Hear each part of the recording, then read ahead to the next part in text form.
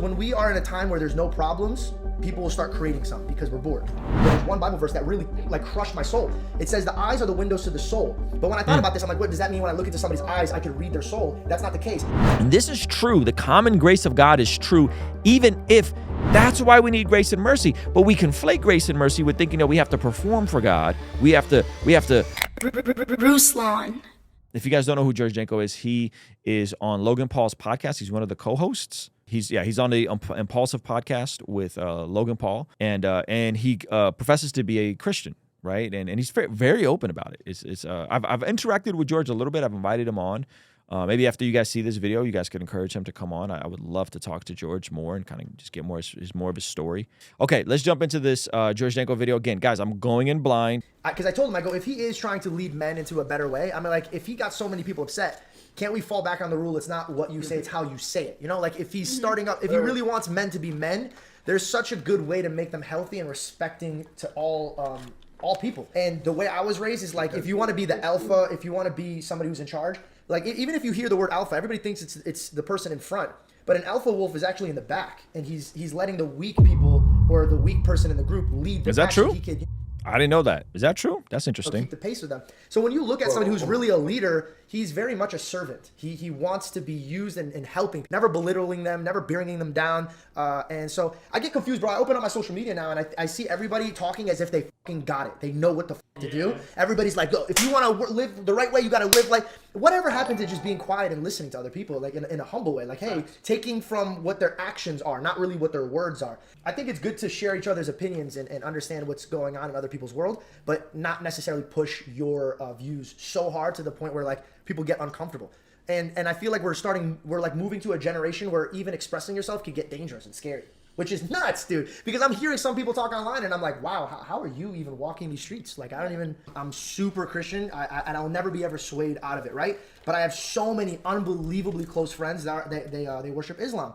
If he asked me about my faith, then I could bring it up and we could discuss it in a healthy manner. But like, the fact that people are saying, oh, if you believe this, then you have to stick to these type of groups. That's why I feel like we're going, and that's crazy to me. That is really, really crazy to me because my parents came from a different country to come to America because of the mixing pot, bro. Like, we got to be in Chicago. And because of free speech. Yeah, and I mean, there's a lot of countries that have like free speech for sure, but like that dream where you could come to America and stand on your beliefs proudly is diminishing, and it's getting very scary. Yes, I think so. However, I think with regards to the gospel, if we truly believe that Jesus is the only way, I do think that it's important to have that conversation, not in a nagging way. I don't think you can nag someone into the kingdom of heaven, but in a, hey man, this is what I believe. Here are some flaws I see with this. How do we navigate around this conversation? I think that's a good thing to have, especially if you have access in a charitable way, in a respectful way, in an honoring way. So I think like, don't ever talk about your faith, I also think is an L. Like if you really believe something, you share it with other people. Fill in the blank about your favorite restaurant, about your favorite ice cream, about your favorite TV show, about your favorite YouTube channel, about your favorite podcast. If you really believe something, you share it with people. And so I'm not sure if that's what George is saying, but it's kind of like, oh, you know, I don't know. Let's keep listening. Because I want everybody to rep what they believe in such a proud way. Because, dude, culture is what brought us all together at a place that we are now, and I just feel like we're unraveling it. My dad said this, and this was... Yeah, but like I don't want radical feminist hookup culture women to rep what they believe. I think that path is self-destructive. If you think hookup culture is a vibe, and you think that's women's liberation, I don't want you to rep with that, what you believe. Now, we could have a conversation about it. I'm going to respect you. If you think that increasing your body count as a person is a good idea, we could unpack that and we could empirically talk about that, but I don't want you to rep that. I think it's harmful for you to rep that. I think it's harmful for your health and what you want out of life, right? And I just went to the most radical extreme of like stuff that we see people repping on TikTok, right? Specifically post the Roe v. Wade thing with women like, oh, the hookup culture is dead. And we're like, good. Right? Good. It's dead. It should be dead. It's bad for you. Man or woman, no way to say that that's a good thing. No psychologist would tell you that. No biologist would tell you that. No doctor would tell you that. No therapist would tell you that. Good.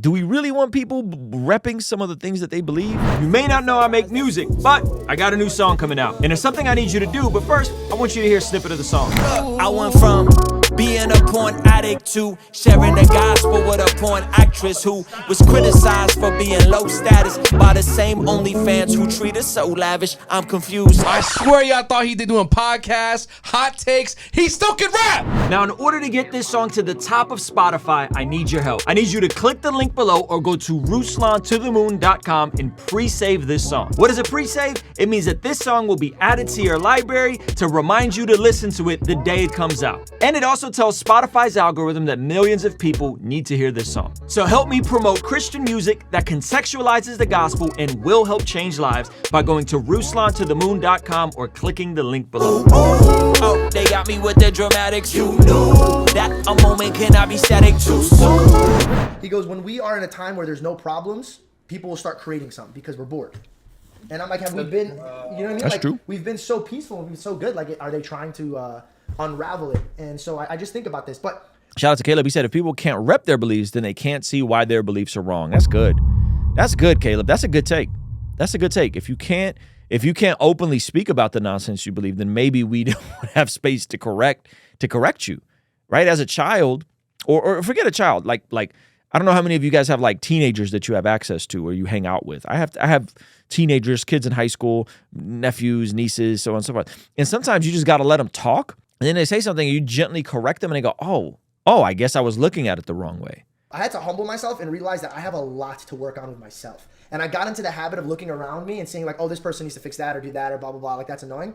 And then I got put in a position where I'm like, wow, like I'm very judgmental. Like I got to figure out what I'm doing wrong. And the moment that I figured out to be quiet and listen to other people around me and try to like see how they're moving, I realized that I was really looking at it from a wrong perspective. And the only reason I was is because I wouldn't shut the fuck up when people are around me. And all I wanted to do was try to like preach or like try to get them to see my point of view. And I was adding to the unhealthiness that is what we're living in. So like a lot of it has to do with accountability. And I've recently taken the accountability of like, I got to really listen to people more and not be so quick to like teach and preach. But there's one Bible verse that really like crushed my soul. It says the eyes are the windows to the soul. But when I thought about this, I'm like, what does that mean when I look into somebody's eyes, I can read their soul? That's not the case. That means whatever you have your eyes on, your heart and your soul becomes. So if you're watching a lot of bro, you're gonna have really big problems having a monogamous relationship. That's a W take, George. That's a W take, George. This is idea, like when you think about the gospel, when you think about how good the grace of God is, how we're saved by grace through faith, right? Ephesians 2, okay? And I think as Christians, we want to escalate everything to a heaven or hell issue. Like, can I listen to secular music and still make it to heaven, right? Like, can I not go to church and still make it to heaven? Can I not make it to heaven, right? I think that's a terrible way to look at it. There's no need to escalate every single thing and every single to a heaven or hell issue. The issue, and I think this is what young people really struggle with, is when there's so many opposing, diametrically confusing views in the world where we can't even have like this is good for you. Following God and living God's ways is good for you. So then what we do is we escalate everything to a heaven or hell issue, and it becomes a legalistic works-based salvation. I can't watch this show. I can't go here. I can't do this. I can't listen to this type of music, right? Or the actual things that are sinful. And so this is the way I've been looking at it. We're saved by grace through faith. If you place your faith in Jesus, you're saved. Your place in eternity is sealed. That does not mean you go on sinning.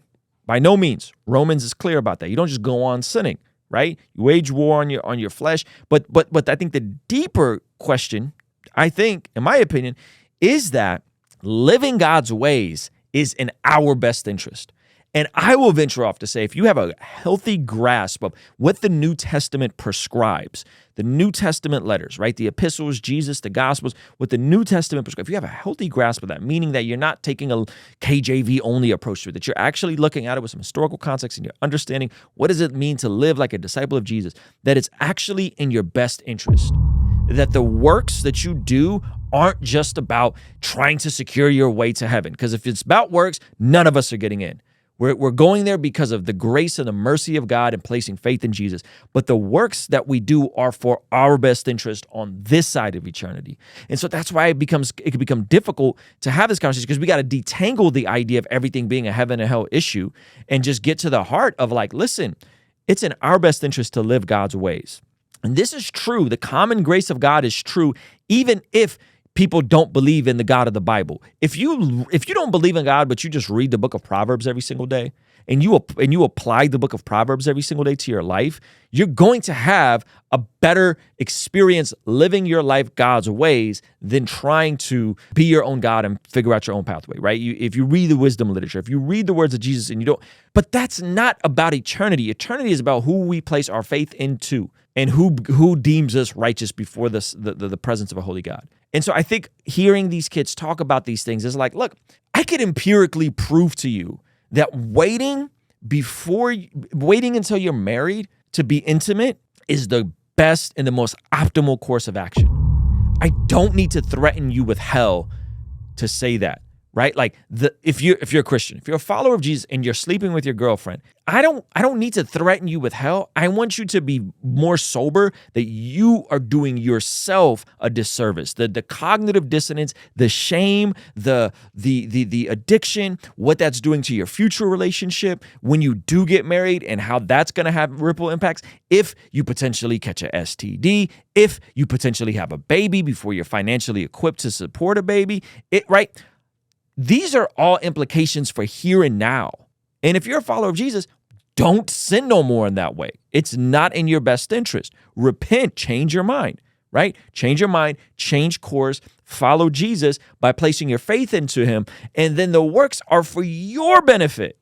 You conquering your lust addiction is for your benefit, right? Like that's a W for you on this side of eternity. Because if we're talking about truly a holy God, no one's getting in. That's why we need grace and mercy. But we conflate grace and mercy with thinking that we have to perform for God. We have to do these works for God, and we do ourselves a disservice. Because check this out. My son doesn't have to perform for me.